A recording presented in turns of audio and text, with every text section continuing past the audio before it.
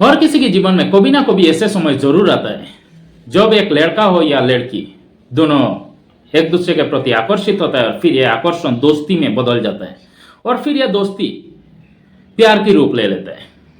लेकिन ये प्यार अगर मर्यादा में रहे तो मुकाम तक पहुंच जाता है। अगर ये ध्यान रखा इस मर्यादा का ध्यान ना रखा जाए तो ये एक अपराध की जन्म ले लेते हैं।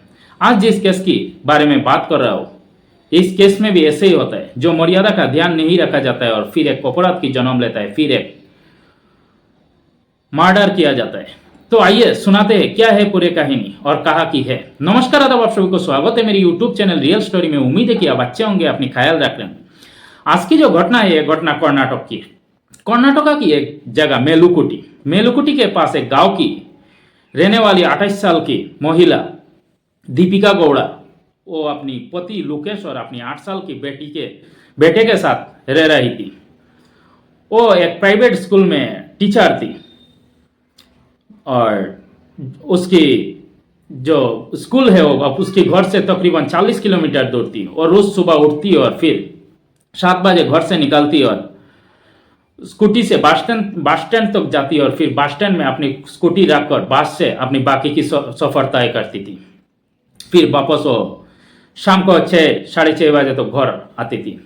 लेकिन ये शिक्षिका होने के साथ साथ एक इंस्टाग्राम इन्फ्लुएंसर भी थी, जो देखने में वो बहुत खूबसूरत थी और रील्स वगैरह बनाती थी। अच्छा खासा रिस्पॉन्ड आता था, सब ठीक ठाक था। उसको जो रील्स वगैरह बनाने में उसका हेल्प किया करता था वो था उसका एक स्टूडेंट नीतीश गौड़ा उसको हेल्प करता था रील्स वगैरह बनाने में। उसका उम्र 21 साल था, सब ठीक ठाक था।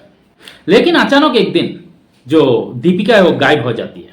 तो अब जो सुबह रोज की तरह सुबह उस दिन भी स्कूल के लिए निकलती है और फिर शाम को जब घर नहीं लौटता, शाम को करीब 8 बज जाता है, तब पति परेशान हो जाता है और फिर दीपिका जो पति लुकेश है वो दीपिका को फोन करता है। तब पता चलता है कि दीपिका का मोबाइल स्विच ऑफ है। परेशान पति कोई बार कोशिश करता है और फिर उनको चिंता सताने लगता है और फिर उन्होंने नज़दीक की जो पुलिस स्टेशन है वहाँ जाते हैं और फिर एक रिपोर्ट दर्ज करते हैं कि उनका जो पत्नी दीपिका है वो घर नहीं लौटी, मिसिंग है, 8 बज गया अभी तक घर नहीं लौटी। अब पुलिस भी तुरंत इन्वेस्टिगेशन शुरू करता है, पूरे रात ढूंढता है उधर उधर, लेकिन दीपिका का कोई आता पता नहीं मिलता है। सुबह होते होते दीपिका की जो स्कूटी है वो बरामद हो जाता है। वो एक युग नरसिम्हा स्वामी हिल्स के पास मिल जाता है। अब स्कूटी तो मिल गई लेकिन दीपिका का कोई आता पता नहीं है। तमाम कोशिशों के तमाम ढूंढने के बाद भी दीपिका को जॉब नहीं मिला। अब सबसे पहले पुलिस दीपिका की जो मोबाइल है वो ट्रैक करने की कोशिश करता है, लेकिन उसमें पुलिस नाकामयाब साबित होता है। अब करे तो क्या करे, फिर पुलिस ने सोचा कि दीपिका के जो कॉलीग है उनको पूछताछ करते हैं। उनको पूछताछ में पता चलता है दीपिका उस दिन हाफ डे लिया था। हाफ डे करने के बाद 12 बजे वो स्कूल से निकल गई थी।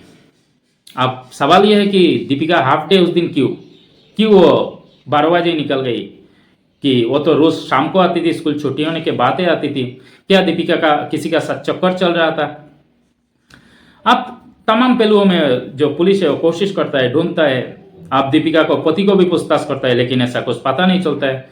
पुलिस इन्वेस्टिगेशन और ज़्यादा तेज होता है, तब पता चलता है कि जो दीपिका है उसका हस्बैंड के साथ 2 दिन पहले उसका बहुत बड़ा झगड़ा हुआ। अब झगड़ा किस बात की हुआ? अब पुलिस दीपिका के जो हस्बैंड है उससे पूछताछ करता है और पूछताछ में पता चलता है जो हस्बैंड लुकेश वो बताता है कि उसी का गाँव का रहने वाला एक लड़का जिसका नाम नीतीश है, नीतीश गौड़ा 21 साल की, वो दीपिका को अपनी बड़ी बहन मानता था। वो स्टूडेंट भी था दीपिका का। तो दीपिका जो रील वगैरह बनाती थी वो हेल्प किया करता था और वह अक्सर दीपिका के घर में आया करता था। लेकिन जो लुकेश है उसका कोई एतराज नहीं था क्योंकि वह उसको बड़ी बहन मानता है। लेकिन जो आस पास के लोग है, गाँव के लोग है, ये लोग अनप शनप बोलते हैं, उसका बारे में गलत बातें करते हैं कि कहता है कि जो दीपिका है वो नीतीश का साथ गलत संबंध है, इसी वजह से उसको लेकर जो दीपिका के साथ झगड़ा हुआ। अब पुलिस कहता है कि तो ये बात आपको पहले बताना चाहिए था। लेकिन अब ये बात जैसे ही सुनता है पुलिस को शौक होता है और फिर सीधा जो नीतीश गौड़ा है उसका घर जाता है।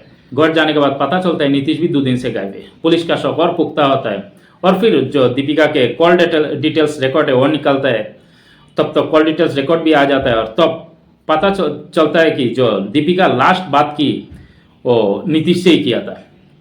पुलिस का शक और पुख्ता होता है। अब पुलिस नीतीश को ढूंढता है, ढूंढते ढूंढते उसके बाद नीतीश मिल जाता है और फिर थाने ले आता है। आने के बाद उससे पूछताछ करता है। पहले तो जो नीतीश है उधर उधर की बातें कर रहा था कि नहीं मुझे कुछ नहीं पता, कहाँ गया कैसे गया, तो सिर्फ वो इसीलिए बात किया था कि वो रील का बारे में बात कर रहा था।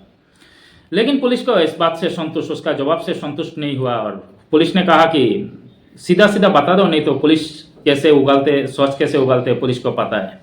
लेकिन फिर भी जो नीतीश है उधर उधर की बातें कर रहा था, तब पुलिस ने अपनी तरीके से जब उसको पूछा, पूछताछ की, तब उसने सारे राज उगाल दिया। उसने कहा कि दीपिका से उसका जो रील सील बनाता था तो अक्सर उसका घर में आया करता था, लेकिन 2 दिन से दीपिका उसको हर जो सोशल मीडिया प्लेटफॉर्म है उसमें ब्लॉक कर दिया था।